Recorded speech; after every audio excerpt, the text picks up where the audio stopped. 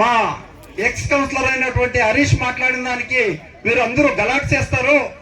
కానీ మన ఎమ్మెల్యే గారిని, మన ఎంపీ గారిని తిట్టినప్పుడు మీరందరూ చేతులు కొడతారు.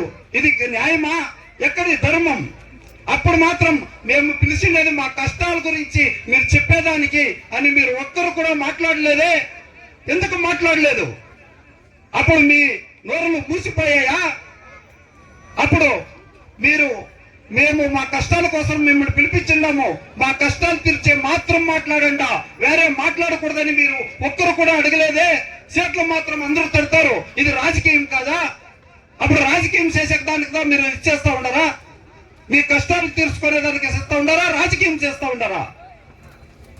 ఇప్పుడు మాత్రం ఉండేదాన్ని మాట్లాడిన దానికి, హరీష్ మాట్లాడిన దానికి మీరు అందరూ లేచి మాట్లాడతారు. ఏమి ఇది న్యాయం? అందుకని దాన్ని మేము మాట్లాడేదానికో ఇదేదానికో రాలేదు. హరీష్ మాట్లాడిన దానికోసం దాన్ని నేను మాట్లాడుతా ఉన్నాను.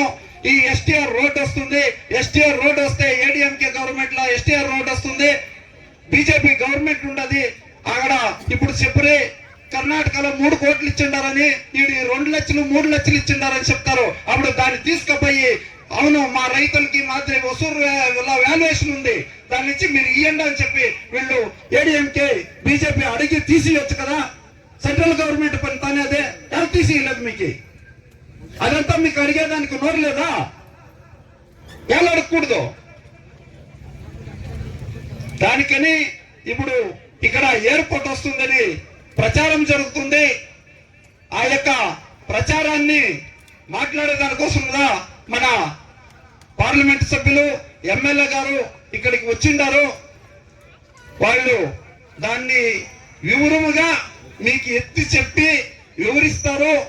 వాళ్ళ వెనుక మేము ఎప్పుడు మీకు వాళ్ళకి తోడుగా సపోర్ట్ గా ఉంటాము అని తప్పకుండా వాళ్ళు అంతా వివరించి మీకు ఏ విధంగా ఎట్లెట్లా ఆయా ఏమాయా అని మీకు వివరించి చెప్తారు.